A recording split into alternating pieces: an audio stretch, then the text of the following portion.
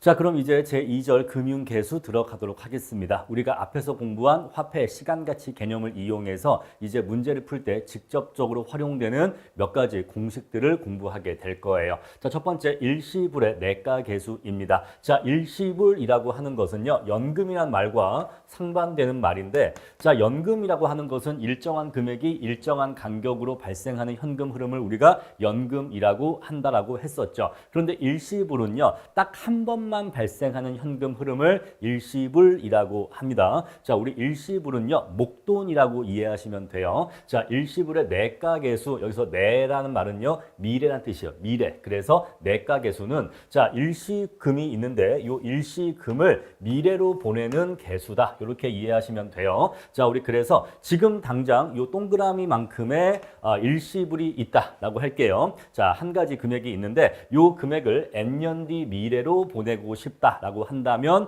할인율 또는 이자율이 R일 때 그때는 1 플러스 R에 N승을 해주면 된다라는 것이에요. 자, 우리가 이 내용은 이미 앞에서 공부를 한 내용입니다. 자, 우리가 타임머신을 한다고 했었고 타임머신은 미래로 갈 수도 있고 과거로 갈 수도 있는데 미래로 갈 때에는 곱하기로 하면 된다고 했고 과거로 돌아갈 때는 나누기로 하면 된다고 했어요. 그리고 할인율 R을 입력하고 몇 년 뒤 미래로 가고 싶느냐에다가 N자에다가 그 연도를 넣으면 된다라고 했습니다. 우리 그래서 3년 뒤 미래로 가고 싶으면 곱하기 1 플러스 R에 3승 해주면 된다라고 했어요. 자, 그 내용 그대로입니다. 자, 우리 만약에 이것을 일반화시키면 1 플러스 R에 N승을 곱해주면 된다라는 것이에요. 자, 이렇게 해서 제가 그림으로 같이 표시를 해놨어요. 자, 우리가 연기, 지금 당장, 지금 이 순간에 일시불을 N년 뒤 미래로 보내면 이자가 붙기 때문에 이렇게 현금 흐름이 커지게 될 거예요. 자, 이자가 붙어서 현금 흐름의 액이 커진다는 것을 원의 크기로 이렇게 표현을 했습니다.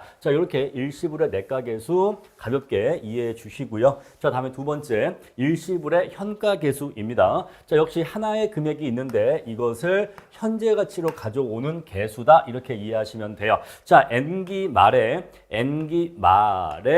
요만한 일시금이 있는데 이 일시금을 현재로 가져오고 싶어요. 자, 그런데 N년 뒤 미래에 있는 일시금이기 때문에 이것을 현재 시점인 연기로 가져오기 위해서는 나누기 1 플러스 R에 N승 해줘야 됩니다. 만약에 3년 뒤 미래에 있는 일시금을 현재로 가져오고 싶다라고 한다면 나누기 1 플러스 R에 3승 해주면 되는 것입니다. 자, 여기까지는 우리가 이미 앞에서 화폐, 시간가치 개념을 통해서 이미 공부했기 때문에 어렵지 않게 이해하실 수 있을 거예요. 자, 그럼 이제 본격적으로 새롭게 공부하는 공식을 들어가도록 하겠습니다. 자, 세 번째, 연금의 내가계수예요. 자, 연금이라고 하는 것은 일정한 간격으로 발생하는 일정한 크기의 현금 흐름을 연금이라고 한다라고 했죠. 자, 그랬을 때 앞으로 향후 N년간 발생하는 연금이 있다고 합시다. 자, 쉽게 얘기하면 내가 앞으로 N년간 받을 연금이 있어요.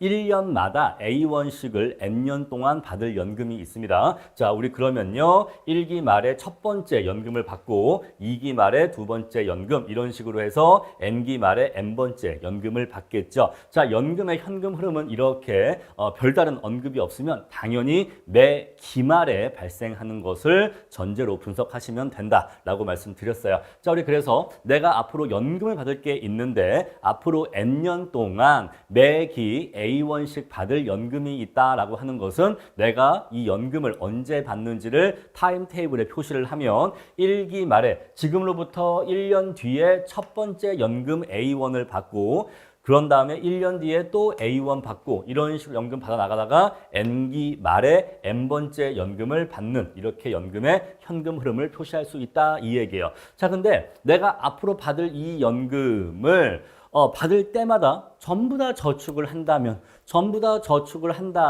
이 연금들을 다 내가 모아 나가면 N기 말에 얼마를 모을 수 있을까? 바로 그게 연금의 내가계수예요.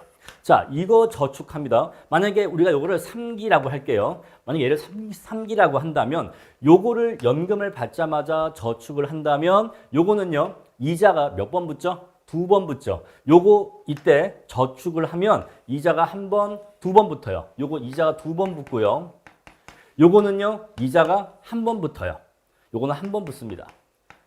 요거는요, 받자마자 끝나기 때문에 얘는 이자가 붙지 않아요. 자, 이런 식으로 해서 요것들 각각의 A1, A1, A1의 원금도 모으겠지만 이 원금에 대한 이자가 2번 붙고 얘는 이자가 한 번 붙고 얘는 이자가 안 붙고 이것들을 전부 다 원금과 이자의 합을 구해주면 N기 말에 돈이 얼마나 모이는지를 구할 수 있다 이 얘기예요.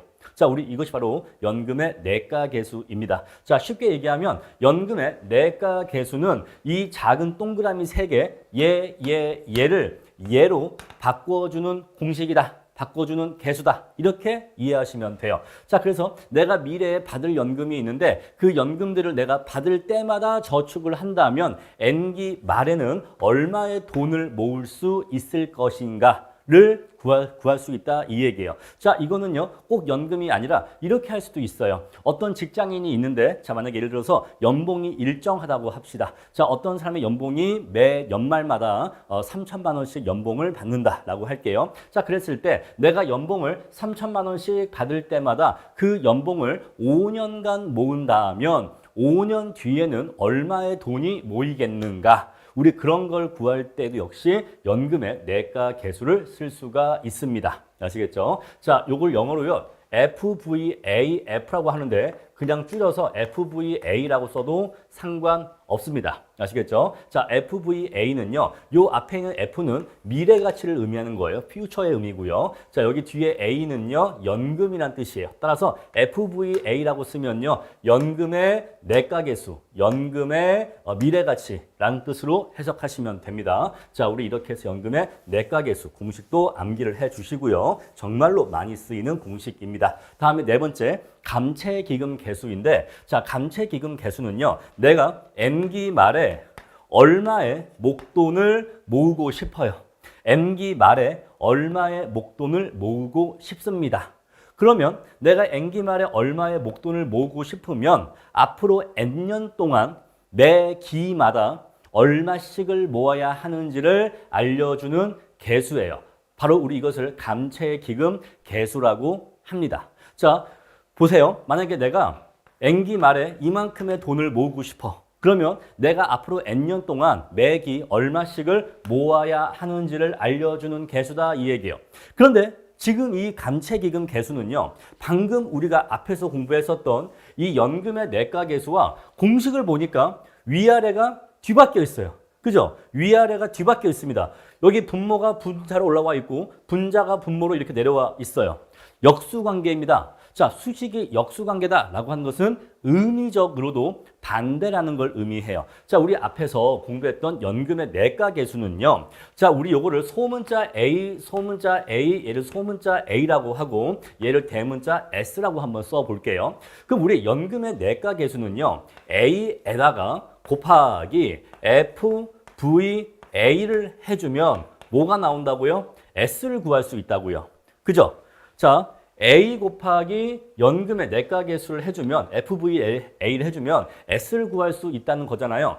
A는 알고 있는데 내가 뭐가 궁금한 거죠? S가 궁금한 거잖아요. 그죠? A는 알고 있어요. 그러면 내가 과연 이것들을 모으면 얼마가 모일까? 그게 궁금한 거잖아요. 그런데 감채기금 계수는 반대예요. 반대로 얘는 알고 있어요. 내가 N기 말에 S1을 모으고 싶어. 내가 N기 말에 S1을 모으고 싶어. 그러려면 내가 대체 매기에 얼마씩을 모아야 할까? 이걸 모르겠다 이 얘기예요. 그래서 감채기금 계수를 수식으로 쓰면 이렇게 쓸 수가 있어요. 자, S 곱하기 SFF를 곱하면 뭐가 나온다? A가 나와요. 지금 요게 3번 얘기고 요게 지금 4번 얘기인 거예요. 자, 그러면 요거 하고요. 요거를 가만히 보니까 굉장히 생긴 게 유사하죠. 자, 우리가 요 식에서요. 양변에 자, FVA의 역수를 곱할 거예요. 좌변과 우변에 똑같이 FVA의 역수를 곱할 겁니다. 자, 그러면 얘는 없어지겠죠? 여기는 이렇게 FVA분의 1이 될 거예요. 자, 식을 좌우를 바꿔 씁시다. 요거를 그대로 여기다 쓸 거예요. S 곱하기 FVA분의 1은 A 혼자 남았죠. 자, 우리 요식과 요식을 비교해 보니까 어때요? 자, 얘하고 SFF가 같다는 거 알고 계시겠습니까? 그래요. 자, 그래서 연금의 내과 계수와 감채기금 계수는 서로 역수관계라는 걸 알 수가 있어요. 아시겠죠? 자, 그래서 SFF와 FVA는 서로 역수관계다. 근데 우리가 의미를 봐도 의미가 반대잖아요. 그죠? 자, 다시 한번 반복합니다. 워낙 중요한 거라서 이건 여러분들이 정확하게 이해를 해 주셔야 돼요. 자, 다시 3번 연금의 내과 계수는 뭐를 알고 뭐가 궁금한 거다? 요거를 알고 있는 거예요. A를 알고 있는 거예요. 그럼 이거 갖고 뭘 구하고 싶다? 내가 N기 말에 얼마를 모을 수 있을지 이걸 모르겠다 이 얘기예요. 그래서 이걸 알려주는 계수가 바로 연금의 내과 계수다 이 얘기예요. 자, A는 알고 있는데 이걸 가지고 S를 알고 싶어. S를 몰라. S를 모르기 때문에 S를 알고 싶어. 이때 활용된 게 바로 FVA다 이 얘기예요. 근데 반대로 자, 내가 N기 말에 얼마를 모을 거야. 내가 N기 말에 얼마를 모으려면 내가 대체 매 기마다 얼마씩을 저축해야 하는 거지? 자, S는 알고 있어. S는 알고 있어. 나는 N기 말에 S1을 모을 거야. 그러려면 내가 대체 매기 얼마씩을 모아야 하는 거지? 이걸 알려주는 계수가 바로 SFF다 이 얘기예요. 감채기금 계수다 이 얘기입니다. 아시겠죠? 자, 그래서 A에서 S로 가고 S에서 A로 가니까 방향이 서로 반대 방향이에요. 그래서 FVA와 SFF는 서로 어떤 관계다? 서로 역수관계다 이 얘기예요. 방향이 서로 정반대인 역수관계다 요 얘기입니다. 양자가 왜 역수관계인지를 이해하셔야 돼요. 자, 우리 연금의 내과 계수는요. 의미적으로 이해하면 이렇게 이해하시면 돼요. 내가 앞으로 N년 동안 매기 A1씩을 모으면 N기 말에 얼마를 모을 수 있을까라는 개념으로 공식을 이해하시면 됩니다. 자, 그런데 4번 감채기금 계수는요. 이런 의미로 이해하셔야 돼요. 자, 내가 5년 뒤에 유럽 여행 가고 싶어. 자, 저 한 번도 유럽 여행 못 가봤거든요. 자, 5년 뒤에 유럽 여행 가고 싶어. 여행 경비를 계산해 보니까 한 2천만 원 정도 필요할 것 같아. 한 달 정도 여행 가는데 한 돈 2천 필요할 것 같아. 그럼 내가 5년 뒤에 유럽 여행 가려면 내가 5년 뒤에 돈이 얼마 필요해요? 2천만 원 필요해. 자, 2천만 원 필요합니다. 그럼 내가 앞으로 5년 동안 매기 일정한 금액을 저축해서 5년 뒤에 5기 말에 2천만 원을 모으려면 내가 앞으로 5년 동안 매년 얼마씩 모으면 될까를 알려주는 계수가 바로 감채기금 계수다 이 얘기예요. 아시겠죠? 자, 내가 N기 말에 얼마의 돈을 모으려면 마련하려면 내가 지금부터 자, N년 동안 매기 얼마씩 모아야 될까를 알려주는 계수다 이 얘기예요. 자, 이렇게 해서 3번과 4번은 충분히 말씀을 드렸습니다. 자, 연금의 내과 계수하고 감채기금 계수는 서로 역수관계라는 거.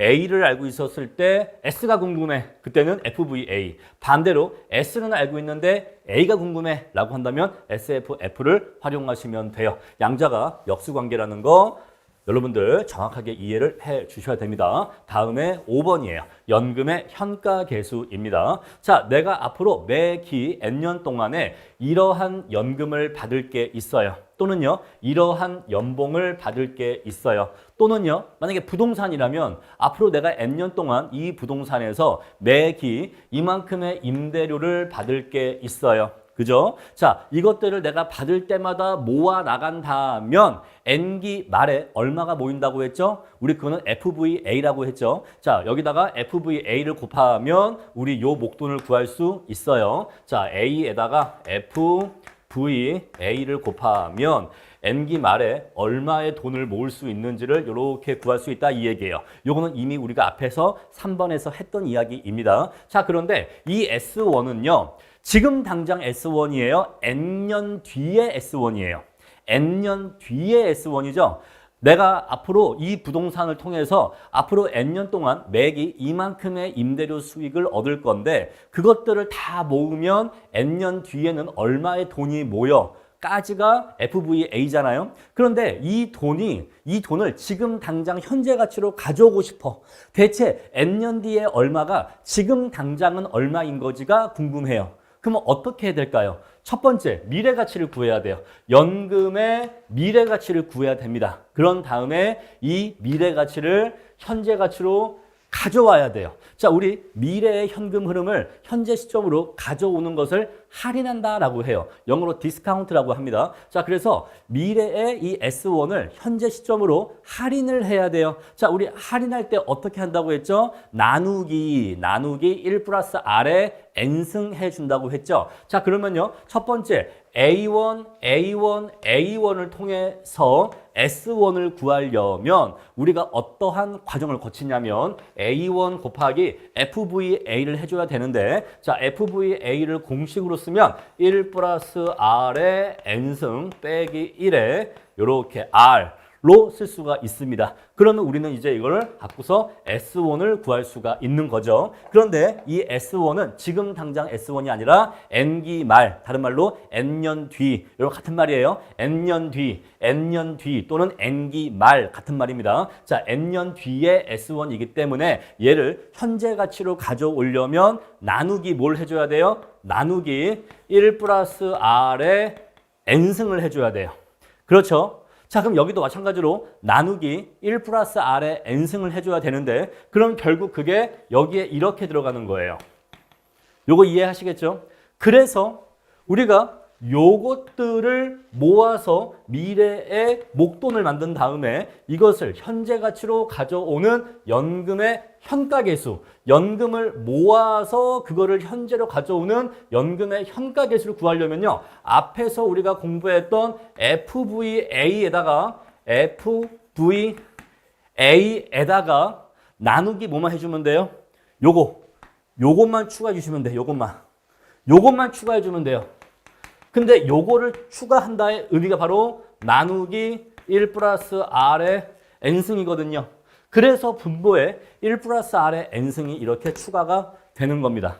아시겠죠? 자, 만약에 우리가 요 S1을 현재 가치로 가져오지 않는다. 자, 현재 가치로 가져오지 않는다 라고 한다면 요거 모으면 N년 뒤에 이만큼의 S1이 모여 라고 하는 거는 연금의 내가계수였잖아요. FVA였잖아요. 그죠? 자, FVA가 그대로 오는 거예요. 그런데 요거를 현재 가치로 가져오는 것만 한 단계가 더 추가된 거죠. 그래서 현재 가치로 가져올 거니까 나누기 1 플러스 R에 N승 해준 거고, 이쪽도 나누기 1 플러스 R에 N승 해주니까 FVA 공식의 분모 자리에 1 플러스 R에 N승 요것만 추가가 된 겁니다. 바로 요게 여기서 얘기하는 요 2번의 과정을 담고 있는 거예요. 바로 얘가 여기서 얘기하는 요 2번의 의미를 담고 있는 겁니다. 우리 이렇게 해서 연금의 현가계수 구할 수 있는데, 요거는 보통 영어로 PVA라고 많이 써요. PVAF라고 써도 되고 PVA라고 써도 돼요. 자, 우리 요 P는요 현재 가치란 뜻이고 A는 연금이라서 연금의 현가합이란 뜻이에요. 연금의 현가계수를 의미한다. 자, 이렇게 해서 거의 다 끝나가고요. 조금만 더 집중해 주세요. 다음에 6번 저당상수입니다. 자, 저당상수는요, 일단 개념적으로 먼저 이해하시는 게 필요해요. 자, 저당상수는요, 이렇게 이해하시면 돼요. 내가 은행에서 대출을 받아요. 여러분들 혹시 은행에서 대출 받아본 적 있으세요? 저는 몇 번 있거든요. 저도 태어나서 처음으로 은행 대출 받았을 때 놀란 게 뭐냐면, 사실 당연한 건데 어떤 점이 놀랐냐면, 자, 예를 들어서 부동산 담보로 한 4억 정도 대출을 받는다라고 한번 해볼게요. 그러면요, 그 4억이 바로 들어와요. 대출 신청하고 승인 나면 뭐 몇 시간 이내 또는 하루 이틀 이내에 내 통장에 돈 4억이 갑자기 들어옵니다. 그래서 우리가 대출을 받는다라고 하면 대출금은 언제 들어온다? 지금 당장, right now, 당장 들어온다라고 얘기할 수가 있어요. 그래서 내가 대출을 받는다. 여러분, 근데 대출은 목돈이잖아요. 그래서 만약에 내가 대출을 한 1억을 받는다라고 할게요. 그러면 이 1억 원의 대출금이 지금 당장, N기, 지금 당장 돈이 들어옵니다. 그렇죠? 자, 그럼 대출은요, 지금 당장 들어와요. 근데 우리가 보통 돈을 어떻게 갚는 걸 일반적으로 많이 전제하냐면 원리금 균등 상환한다라고 많이 전제합니다. 물론 여러 가지 방식이 있지만 우리 실무에서 가장 많이 쓰이는 한 90% 이상 많이 쓰이는 방식이 바로 원리금 균등 상환이에요. 그 말은요, 매기 일정한 금액을 갚아 나가겠다라는 것이에요. 내가 지금 1억을 빌렸는데 요 1억을 매기 일정한 금액을 갚아 나가서 결국 이 큰 돈을 다 갚겠다라는 것이에요. 아시겠죠? 자, 그랬을 때 내가 매기 일정한 금액을 N년 동안 갚아서 이 대출금을 전부 다 갚으려면 매기 얼마씩을 갚아야겠느냐를 알려주는 개수가 바로 저당 상수예요. 우리 그래서 1억이라는 대출금에다가 우리가 보통 대출금은요, loan이라는 영어 단어의 이니셜을 따서 L로 보통 표현 많이 하거든요. 대문자 L로 이렇게 표현을 할 수 있습니다. 자, 1억 원이라는 돈을 대출 받았다라고 칠게요. 그럼 여기다가 곱하기 MC를 해주면요, 저당 상수를 우리가 MC라고 하는데 여기다가 MC를 곱해주면 예를 들어서 매기 얼마씩을 갚아야 하는지 그 금액이 나온다 이 얘기예요. 만약 예를 들어서 얘가 뭐 한 1천만 원 나왔다라고 해볼게요. 그다음에 얘가 뭐 11년 동안 갚는 걸로 해서 자 1억 빌렸는데 11년 동안 매기 얼마씩 갚으면 될까 해보니까 1천만 원 나왔다 이 얘기는요. 내가 지금 당장 1억 빌린 다음에 앞으로 11년 동안 매년 1천만 원씩을 일정하게 갚아 나가면 11년 동안 갚으면 다 갚을 수 있다 이 얘기예요. 원금과 이자를 모두 다 갚을 수 있다 이 뜻입니다. 자, 우리 그래서 저당 상수라고 하는 것은 의미로 이해하시는 게 제일 쉬워요. 지금 당장 돈을 빌렸을 때 그 대출금을 앞으로 N년 동안 매기 일정한 금액으로 상환을 해 나갈 때 매년 얼마씩 갚아 나가야 하는지를 알려주는 개수다 이렇게 이해하시면 돼요. 아시겠죠? 바로 그게 저당상수의 의미입니다. 그래서 얘는 이름 자체가 모기지 컨스탄트라고 나와 있는 거예요. 자, 돈을 빌렸을 때 매기 얼마씩 일정한 금액을 갚아야 하는지를 알려주는 개수다라는 것입니다. 자, 그럼 이제 저당상수의 개념은 이해하셨을 거고요. 자, 그럼 이제 이 저당상수가 앞에서 공부했던 금융계수와 어떠한 관계가 있는지를 볼게요. 자, 방금 우리 공부했던 5번 연금의 현가계수가 있는데 요 공식을 잘 봐주세요. 요거를 분자 분모를 뒤집은 게 바로 역수를 취한 게 바로 저당상수입니다. 그래서 3번과 4번이 서로 역수관계이고 5번과 6번이 서로 역수관계라는 걸 알 수가 있어요. 자, 수식이 역수다라고 하는 것은 개념이 반대다라는 걸 의미해요. 만약에 자 일로 가는 게 있다 그랬을 때 자 반대로 가는 게 있다라고 한다면 요거의 금융계수와 요거의 금융계수는 서로 역수관계라는 걸 알 수가 있다는 거죠. 자, 그럼 보겠습니다. 자, 보시면요, 그림에서 연금의 현가계수는요, 뭐를 갖고 뭐를 구하는 거죠? 자, 이거를 가지고 이걸 구하는 거죠. 요걸 S라고 하고 요걸 S라고 하고 요걸 S-라고 할게요. 요거를 가지고 뭘 구하는 거죠? 요걸 구하는 거죠. 그죠? 자, 또는요, 요렇게 세 개를 다 묶을 수 있겠죠. 내가 매기 A1씩을 모아 나가면 그게 현재 가치로 따지면 얼마가 되겠느냐? 요거를 알려주는 거잖아요. 요것들을 내가 모으면 현재 가치로 그게 얼마가 되겠느냐를 알려주는 거잖아요. 그죠? 그래서 우리가 이렇게 얘기할 수가 있어. A 곱하기 자 PVA를 해주면 뭐가 되는 거예요? S-를 구할 수가 있는 거예요. 그런데 저당상수는요, 반대예요. 저당상수는 지금 당장 이러한 돈이 있는데 지금 당장 이러한 대출을 받았는데 이 대출을 갚아 나가려면 N년 동안 매기 일정한 금액으로 갚아 나가려면 대체 내가 앞으로 N년 동안 매기 얼마씩을 갚아 나가야 될까를 알려주는 거잖아요. 그래서 MC는요, S 다시 할게요. 자, S-에다가 MC를 곱하면 A를 구해준단 말입니다. 그죠? 여기서의 S-는요, 대출금을 의미하겠죠. 그래서 앞에서 말씀드린 원리와 마찬가지로 요 PVA와 MC는 서로 역수관계라고 하는 것을 알 수 있다 이 얘기예요. 오케이? 자, 우리 그래서 이 그림으로 다시 한번 말씀드리면 앞에서 5번은요. 뭐를 갖고 뭐를 구하는 거다? 요걸 가지고 요걸 구하는 거다 이 얘기예요. 요 A를 가지고 S-를 구한 게 바로 PVA다 이 얘기입니다. 근데 반대로 요걸 가지고 이걸 구하는 거, 요걸 가지고 이걸 구하는 게 바로 MC다 이 얘기예요. A를 가지고 S-를 구하는 게 PVA고 S-를 가지고 A를 구하는 게 MC다 이 얘기입니다. 그래서 서로 양자가 역수관계다라는 것이에요. 오케이. 자, 이제 이렇게 해서 충분히 말씀드린 것 같아요. 자, 우리 저당상수는 대출금을 원리금, 균등, 상환 방식으로 갚을 때 많이 쓰이기 때문에 그래서 금융계수의 이름 자체가 저당상수이다. MC라고 한다.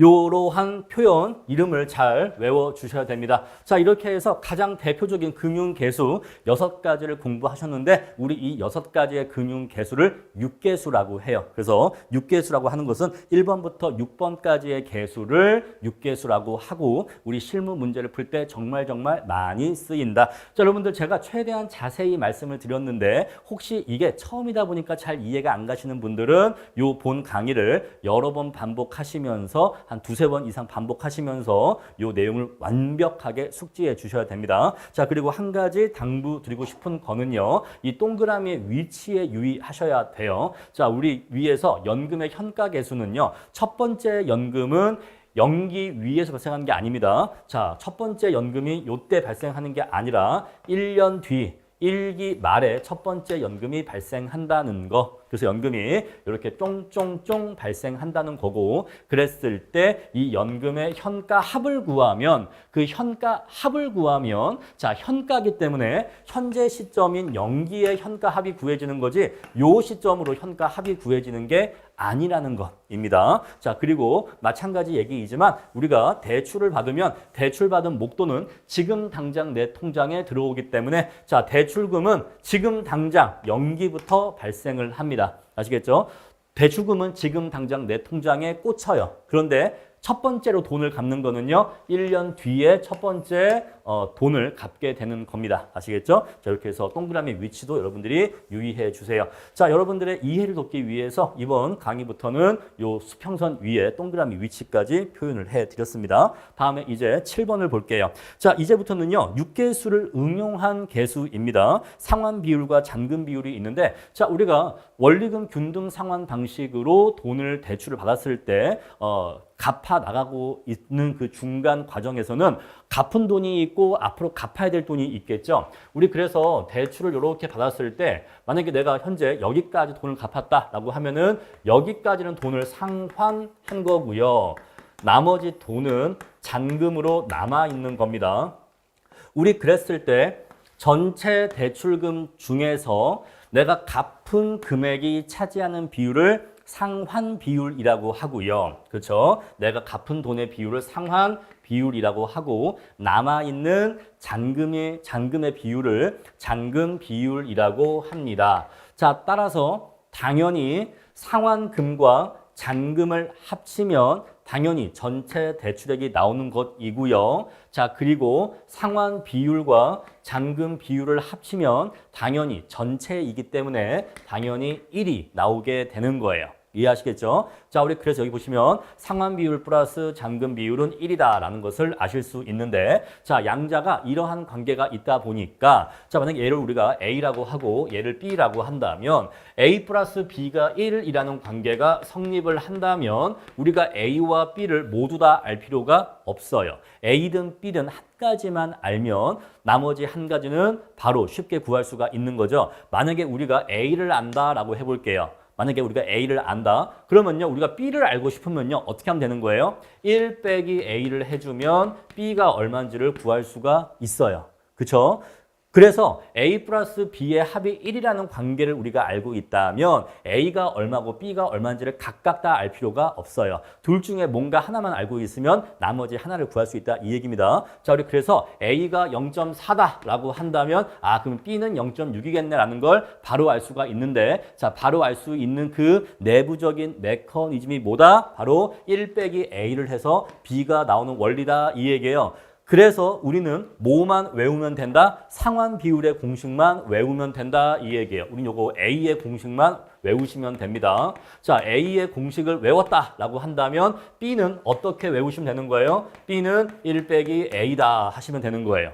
오케이? 자, 우리 그래서 B는 별도로 외울 필요가 없다라는 것입니다. 자, 그럼 우리가 A를 상환 비율이라 한다면 상환 비율 공식이 어떻게 되는지를 볼게요. 자, 우리 일정한 조건이 필요합니다. 원리금 균등 상환 조건에서만 이 공식을 쓸 수 있는 거예요. 자, 원리금 균등 상환 조건은 매기 일정한 금액을 갚아 나가는 방식을 원리금 균등 상환 조건이라고 합니다. 자, 그랬을 때 만약에 이거 오타네요. 일정 시점인데 자, 만약에 전체 대출 기간이 원래 20년으로 빌렸다라고 해볼게요. 자, 이자율 이자율은 5%로 빌렸고 전체 대출 기간은 20년으로 빌렸다라고 한다면은 요 R 자리에 0.05가 들어가겠죠? 그리고 요 N 자리에 20년 들어갑니다. 요 밑에 있는 N은요, 전체 대출 기간이에요. 여기 밑에 있는 N은 전체 대출 기간. 자, 20년 동안 20년 전제로 갚으려고 대출 받았는데 내가 5년째 갚았어요. 남은 기간이 15년이야. 지금까지 5년 갚았고 앞으로 15년 남았습니다. 그러면 내가 지금까지 갚은 상환 기간이 몇 년이죠? 5년이죠. 그러면 이 자리 T 자리에다가 5년을 넣어주시면 돼요.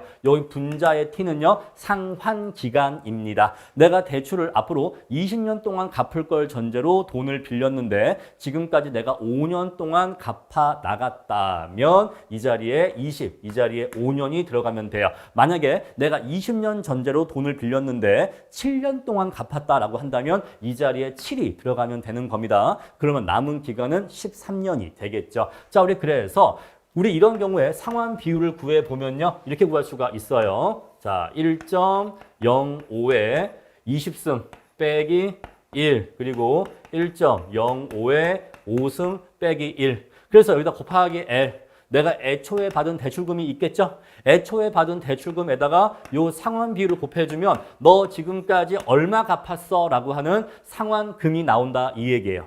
아시겠죠? 자, 그리고 이 공식을 식 변형을 하면 이렇게 MC에 대한 식으로 바꿀 수가 있는데 우리가 수식을 쓸 때, 자, 복잡한 수식을 쓰기가 좀 번거로우니까 그냥 그 수식에 영어 이니셜을 쓰고 괄호하고서 이자율 또는 할인율 얼마, 기간 얼마 이렇게 표시하는 경우도 있습니다. 만약에 우리가 요거를 표시한다면 얘를 어떻게 쓸 수가 있냐면 MC 한 다음에 5% 그리고 20년 요렇게 써도 MC가 얼마인지를 표현할 수가 있는 거예요. 만약에 우리가 요 내용을 MC로 이렇게 표현한다면, 자, MC, 자, 이자율은 5%고 기간은 5년 이렇게 표현할 수가 있는 겁니다. 아시겠죠? 자, 이렇게 해서도 MC로도 표현할 수가 있는데 참고로 알고 계시면 좋겠습니다. 여기는 빼기 1이고 여기는 빼기 R이고 분자 분모의 의미가 바뀌었는데 우리는 주로 이 공식을 많이 쓸 거예요. 왜? 이 공식이 더 쉬우니까. 아시겠죠? 자, 우리 그래서 상환 비율 공식은 이걸로 암기를 해 주시면 돼요.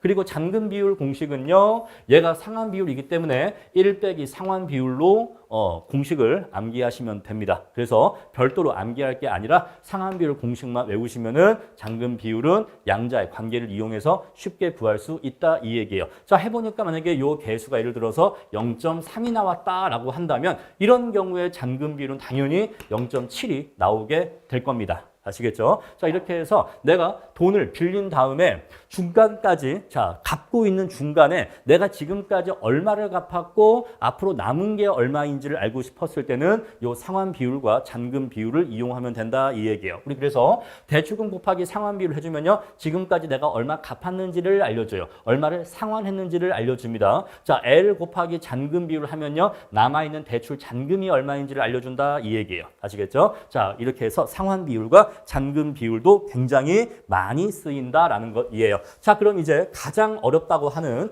K계수를 들어가도록 하겠습니다.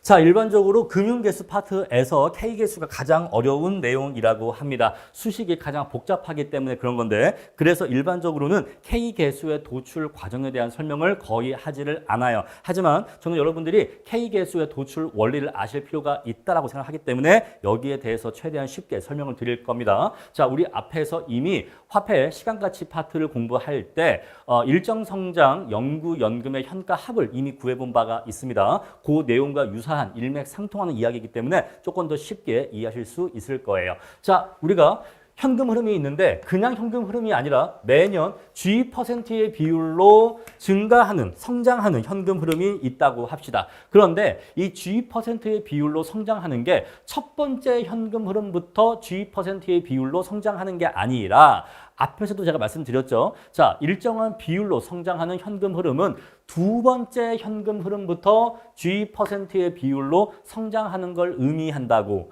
자, 이것을 우리가 텍스트로 말로 얘기할 때는 2기 말부터라고 표현해요. 2기 말부터. 자, 두 번째 현금 흐름 또는 2기 말부터 일정한 비율, 즉 G의 비율로 성장하는 현금 흐름을 전제하는 것입니다. 아시겠죠? 첫 번째가 아니라 두 번째 현금 흐름부터 G%의 비율로 성장하는 현금 흐름을 우리가 정률 성장 현금 흐름이라 한다 이 얘기예요. 정률 성장 여기다 써드릴게요. 우리 이런 것을 정률 성장 현금 흐름이라고 하고 여기서의 G라고 하는 것은 성장률을 의미한다라고 말씀드렸습니다.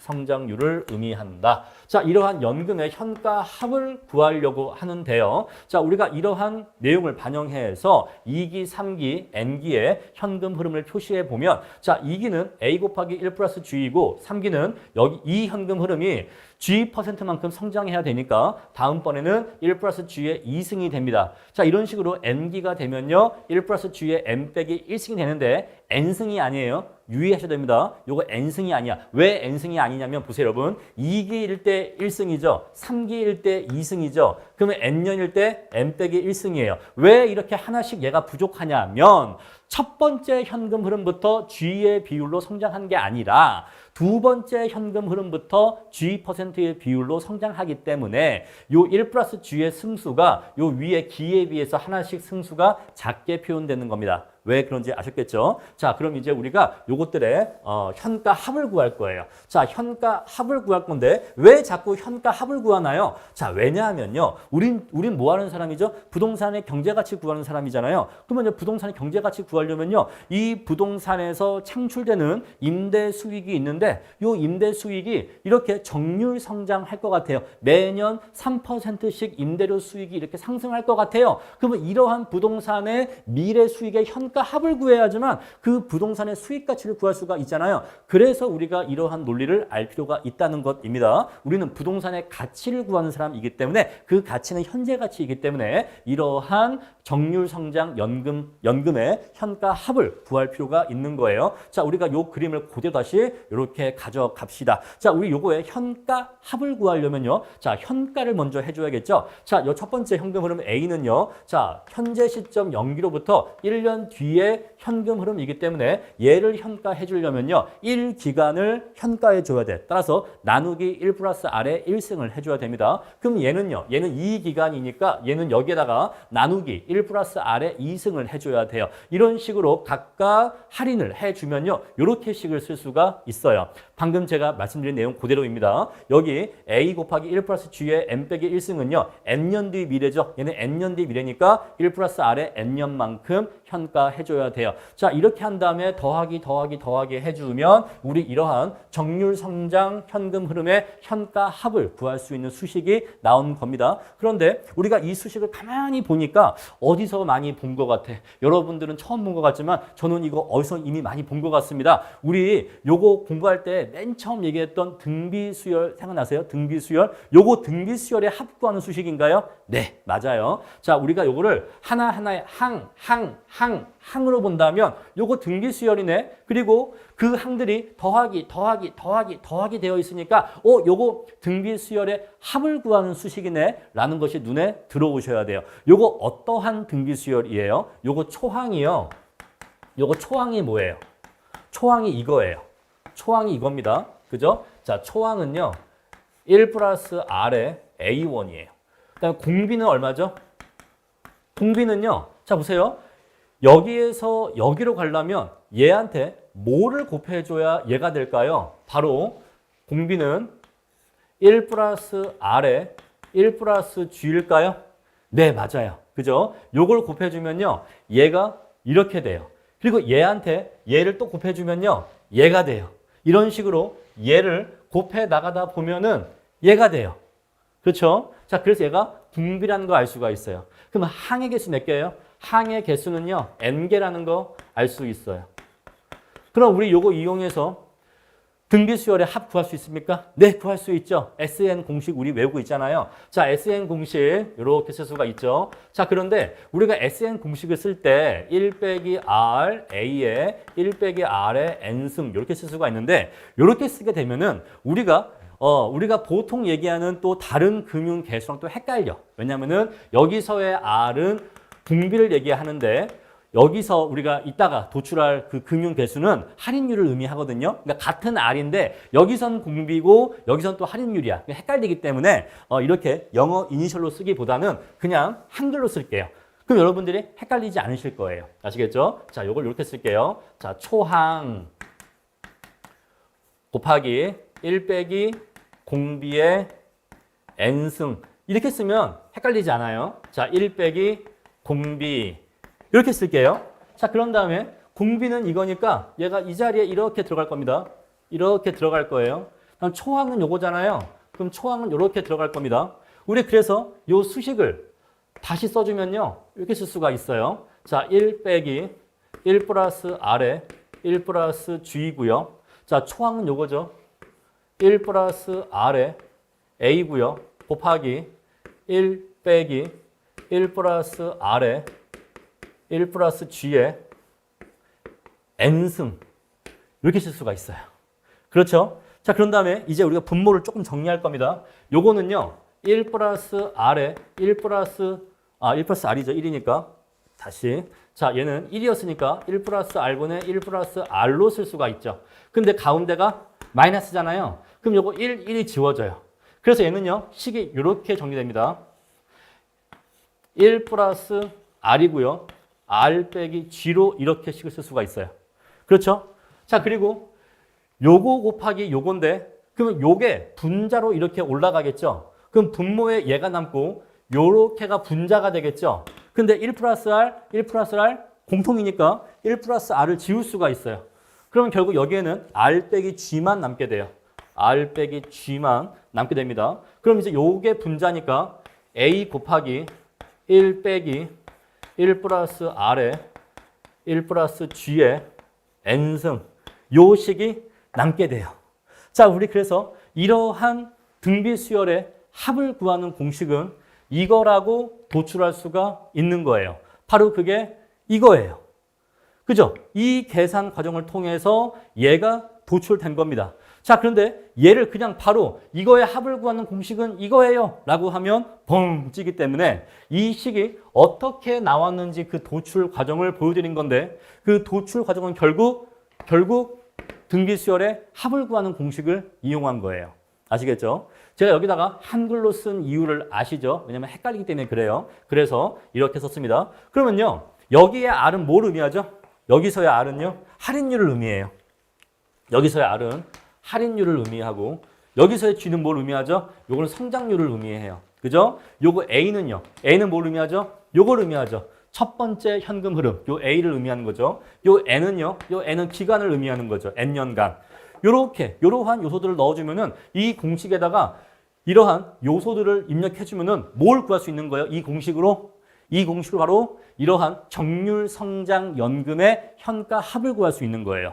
공식입니다. 암기하셔야 돼요. 아시겠죠? 자, 정률 성장 연금의 현가 합을 구하는 공식은 이렇게 결론 내릴 수 있어요. 이렇게 결론 내릴 수 있습니다. 자, 그런데 우리가 만약에 이것을 N년이 아니라 이렇게 유한한 기간이 N년이 아니라 이거를 무한한 기간으로 확장해 버린다면 무한히 이렇게 성장해 나가는 연구 성장으로 바꾼다면 어떻게 될까요? 다른 건 다 똑같은데 뭐만 바뀌죠? N이 무한대로 바뀌어요. 그죠? 자, 현재 우리가 지금 구한 이 공식은요. 유한이에요. 유한. 요건 지금 유한한 기간 동안에 현가 합을 구한 겁니다. N년 동안에 현가 합을 구한 거예요. 근데 만약에 우리가 무한을 구하고 싶다. 영구. 무한은 영구죠. 그러면요. 다 똑같아. A 똑같고 R 똑같고 G 똑같고 다 똑같아. 다 똑같은데 뭐만 바뀐다? 요 N만 무한대로 바뀐다 이 얘기예요. 다 똑같은데 N만 무한대로 바뀐다 이 얘기예요. 그런데 그럼 예를 봅시다. 1 플러스 R에 1 플러스 G의 N승인데 요 N승이 무한대로 바뀐다 이 얘기예요. 요 N승이 무한대로 바뀐다. 자, 그런데 우리가 정률 성장 연금의 현가 합을 구할 때 한 가지 조건이 있어요. 어떤 조건이 여기 숨어 있냐면 우리가 이런 식으로 해서 합을 구했을 때 어떠한 하나의 숫자가 나오기 위해서는 무한히 커지는 숫자, 무한대가 아니라 하나의 숫자 값으로 수렴하기 위해서는 R과 G 사이에 일정한 조건이 필요해요. 즉 G가 R보다 작다는 조건이 필요합니다. G가 R보다 작다는 조건이 필요해요. 만약에 이 부등호가 반대가 돼버리면요. 성장을 너무나 크게 하기 때문에 얘가 커지는데 너무 커지기 때문에 이거를 R로 현가한다고 해도 계속해서 얘가 커져요. 얘네들도 커져요. 그래서 계속해서 무한히 계속해서 커지는 영구 연근의 현가 합을 구하면 무한대가 나올 수밖에 없어. 그래서 이런 경우에는 무한대가 나옵니다. 자, 무한대가 아니라 얼마야 라고 하는 하나의 값에 수렴하기 위해서는요. 요거가 점점 작아져야 돼. 점점 작아져야지만 얼마라고 합을 구할 수가 있는 거예요. 자, 그러려면요. 공비가 1보다 커야 돼요? 작아야 돼요? 공비가 1보다 작아야 됩니다. 공비가 1보다 작아야 돼요. 그죠? 요 값이 여기다가 공비를 곱해 나가서 점차 이렇게 진행하는 건데 요 공비가 1보다 작아야지만 요 값이 점차 이렇게 작아질 수가 있는 거예요. 그래서 요게를 이렇게 보내시면은 결국 얘가 도출된다는 걸 아실 수 있어요. 그래서 R이 G보다 더 큽니다. 그래야지만 일정한 합을 구할 수 있어요. 자, 따라서 요 분수 값은 1보다 커요, 작아요? 1보다 작아. 1보다 작은 값을 무한히 무한히 거듭 제곱하면 요 값은요, 0이 돼요. 그죠? 1보다 작은 수를 계속 곱해 나가면 0이 됩니다. 그래서 얘가 0이 되는 거예요. 0 딱 없어져. 없어지기 때문에 영구, 연금의 현가 합을 구하면 요것만 남게 돼요. 그래서 요거랑 요것만 남게 되고 1 빼기 0이기 때문에 1 빼기 0은 그냥 1이죠. 그러니까 A 곱하기 1은 그냥 A죠. 그래서 유한한 N년 동안의 연금의 현가 합을 구하면 이렇게 복잡한 공식인데 영구 연금의 현가 합을 구하면 이렇게 심플한 식이 나오는데 그런데 가만히 보니까 요 식은 이미 우리가 앞에서 공부했던 정률 성장 영구 연금의 현가 합 공식과 일치하죠.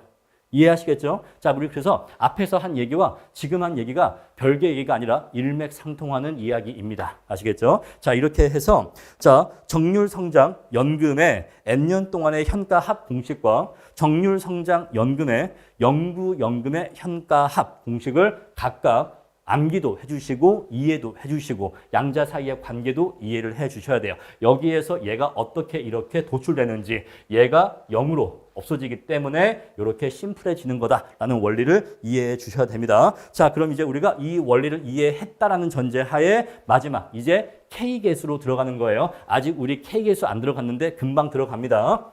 자, 지금 우리가 이걸 설명하기 위해서 굉장히 많은 수식을 칠판에 판서하면서 계산을 해왔기 때문에 여러분들 굉장히 긴장하시거나 어렵다라고 느끼실 수 있는데 자, 요건 다 과정이에요. 여러분들이 이 과정을 다 따라 하실 수 있을 필요는 없어요. 그냥 원리만 이해하시라 이 얘기입니다. 마지막 결론 심플하게 정리해 드릴 거예요. 자, 우리가 지금까지 어떤 내용 공부했냐면 정률 성장 연금의 현가 합을 구하기 위해서는 이렇게 공식이 도출된다라는 것까지 공부를 했어요.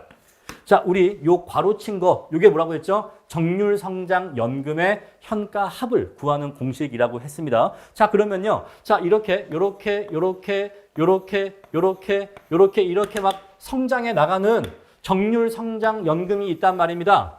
이것의 현가 합을 이거 A 요거 곱하기 요걸 해주면 지금 현재로 이게 얼마인지를 구할 수 있다는 얘기예요? 네, 구할 수 있다는 얘기예요. 아시겠죠? 그래서 우리가 이 공식을 이용하면 이렇게 일정한 비율로 성장하는 정률 성장 연금의 현가 합을 구할 수 있다는 겁니다. 오케이. 자, 그럼 이제 우리가 여기서 K계수를 도출할 건데 K계수가 뭐냐? 이거 현금 흐름 보시면요. 일정한 비율로 점차 이렇게 성장하잖아요. 그러면은 요거 크기, 요거 크기가 다 다르겠죠? 그런데 이거를 일정한 하나의 A 값으로 평준화할 수 없을까라는 것이에요. 자, 뭔 소린가 하니? 잘 보세요. 점점 커지죠. 점점 커집니다. 일정한 비율로 점점 커져요. 이것들을 싹 다 현가 합을 하니까 얘가 구해진 거예요. 그런데 만약에 이런 현금 흐름도 가능하겠죠. 자, 한 이만한 걸로 시작해. 한 이만한 걸로 시작해요. 얘보다 약간 더 큰 걸로 시작해. 얘보다 약간 더 큰 걸로 시작하는데 이렇게 일정한 크기로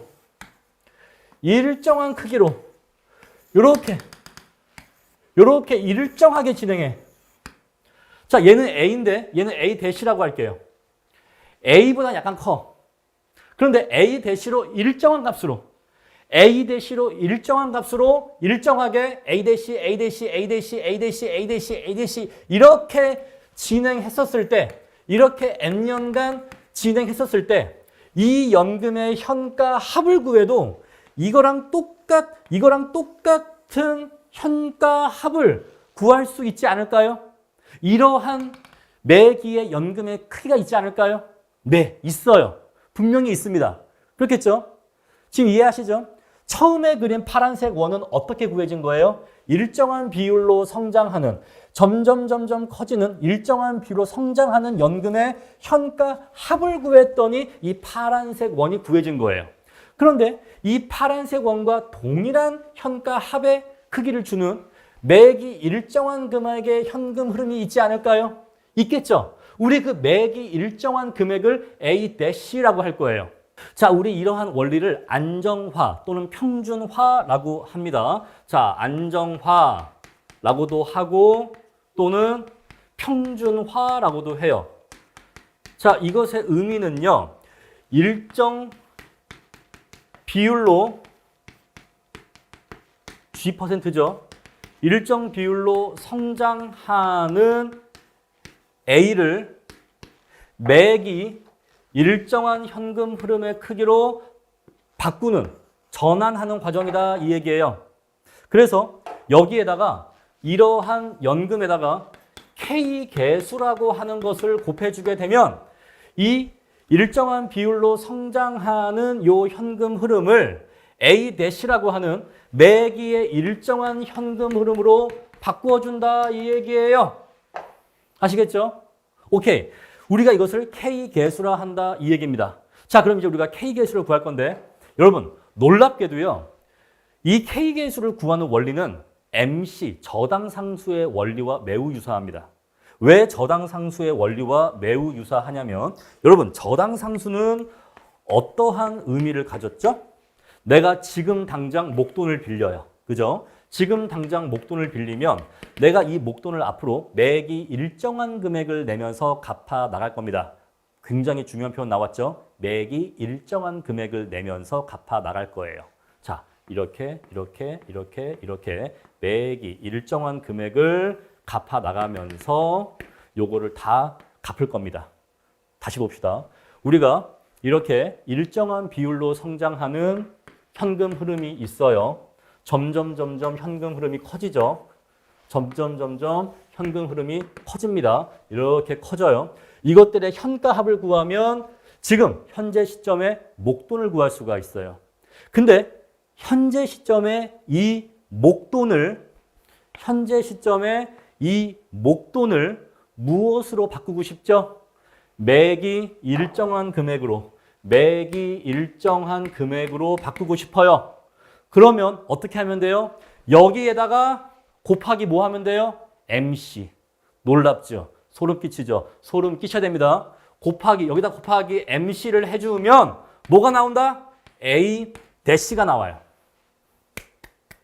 끝. 바로 이게 K계수예요. 바로 이게 K계수가 도출되는 원리입니다. K계수는 일정 성장 연금을 매기의 일정한 현금 흐름으로 바꿔주는 계수를 우리가 K계수라고 하는데 K계수를 구하려면 일정 성장 연금의 현가 합을 구한 다음에 이 현가 합을 매기의 일정한 금액으로 바꿔주기 위해서 여기에다가 곱하기 MC를 곱하면 그러면 매기의 일정한 금액을 구할 수가 있는 거예요. 아시겠죠? 자, 근데 우리가 이 목돈 어떻게 구했죠? 요거요. 이걸로 구했어요. 이걸로 구했습니다. 여러분, 이걸로 우리 요거 큰 원을 구할 수 있었단 말입니다. 여기에다가 MC를 곱하면 얘가 나온다면서요. 그러면 여기에다가 곱하기 MC를 해주면 이거 MC예요, 여러분. 이거 MC입니다. 여기다가 곱하기 MC를 해주면 뭐가 나온다? 안정화된 매기의 현금 흐름이 나와요. 우리 요 A 대시를 안정화된 매기의 현금 흐름 또는 평준화된 매기의 현금 흐름이라고 합니다. 아시겠죠? 자, 먼저 뭘 해요? 우리가 앞에서 얘기했던 정률 성장 연금의 현가합 공식을 이용해서 전체 현가합을 구해요. 큰 원을 구해. 큰 원을 구한 다음에 여기에다가 곱하기 MC를 해주시면은 매기의 일정한 현금 흐름을 구할 수 있다 이 얘기예요. 그래서 K 개수라고 하는 것은 얘를 A를 A 대시로 바꿔주는 개수예요. 아시겠죠? 자, A를 A 대시로 바꿔주는 개수가 바로 뭐다? K 개수예요. K 개수. K 개수는 뭐다? 일정 성장 연금의 현금 흐름을 일정한 연금으로 바꿔주는 개수예요. 바로 이게 K 개수야. 그럼 여기서 어디가 K 개수다? 바로 여기가 K 개수예요. 그래서 A 곱하기 K 개수 하면 A 곱하기 K 개수 하면 A 대시를 구할 수 있는 거예요. 그래서 K 개수는 이거예요. 요거 곱하기 요거가 K 개수입니다. K 개수의 의미 아셨죠? 이처럼 자세히 설명한 역사가 없어요. 아마 감정평가 제가 수십 년 이 강의 역사에서 이렇게 K 개수의 의미를 정확하고 최대한 자세하게 아마 설명해 드린 적이 아마 없었을 거예요. 자, 그래서 요 A 곱하기 K 개수 하면은 A 대시를 구할 수 있다 이 얘기예요. 그런데 요 MC는요. PVAF랑 역수관계라고 했죠. 그죠? MC랑 PVAF는 역수관계이기 때문에 곱하기 MC를 어떻게 쓸 수가 있냐면 PVAF분의 1이라고 써도 상관이 없어요. 그래서 요거 곱하기 요건데 요거 곱하기 요거기 때문에 PVAF가 이 자리에 이렇게 들어가는 거예요. 그래서 요 식을 요 분모의 역수를 취해서 집어넣으니까 K개수가 이렇게 좀 심플하게 보이는 겁니다. 하지만 요 PVAF가 이 자리에 들어간 이유가 뭐다? 바로 얘가 역수가 돼서 들어간 거다라고 이해하시면 돼요. 자, 이렇게 해서 결국 여러분들이 암기하셔야 될 K개수는 요거예요. 요거 공식 요거를 암기하시면 됩니다. 자, 그런데 우리가 마지막 요 PVAF만 없으면 이 공식 뭐죠? 정률 성장 연금의 현가 합. 그죠? 요 PVAF만 없으면, 요것만 없으면 뭐죠? 요것만 없었으면 뭐예요? 요거 없었으면, 요것만 있었으면 요걸 구하는 거죠. 요거를 여기에서 요걸 구하는 거죠. 요거잖아요. 그래서 이 자리에 PVAF가 없으면 정률 성장 연금의 현가 합을 구하는 공식이 돼요. 그죠? 정률 성장 연금의 현가 합을 구하는 공식이 되고 분모 자리에 PVAF만 추가해 주면 그죠? 분모에 PVAF만 추가해 주면 K 개수가 되는 거예요. K 개수가. 아시겠죠? 자, 이렇게 해서 정률 성장 연금의 현가 합을 구하는 공식과 그것을 안정화시키는 K 개수는 이렇게 PVAF만큼의 차이가 있다라는 것을 정확하게 암기해 주시면 되겠습니다. 자, 이거 말고 지금 우리 K 개수는 정률 성장 연금인데 정액 성장 현금 흐름도 있어요. 우리 그건 J개수라고 하는데 그건 너무 복잡하고 실제로 출제 가능성이 없어. 우린 그래서 K개수까지만 공부를 할 겁니다. 물론 교과서 맨 뒤에 보시면은 J개수의 수식까지 넣어드리긴 했는데 그건 그냥 형식상 넣어드린 거고 J개수는 공부하실 필요가 없다라고 단언할 수가 있어요. 아직 K개수도 제대로 물어보지 않았습니다. 하지만 여러분들 K개수의 원리를 아실 필요가 있어요. 자, 이렇게 해서 K개수까지 말씀드렸고, 자, 9번 기타 보시면요. 이자 지급 주기 있고 기초 기말 보정이 있는데 요거는 뒤에 우리가 문제를 풀면서 문제풀이를 통해서 설명드리는 게 더 이해가 쉽기 때문에 요거는 문제풀이를 통해서 설명드리도록 하겠습니다.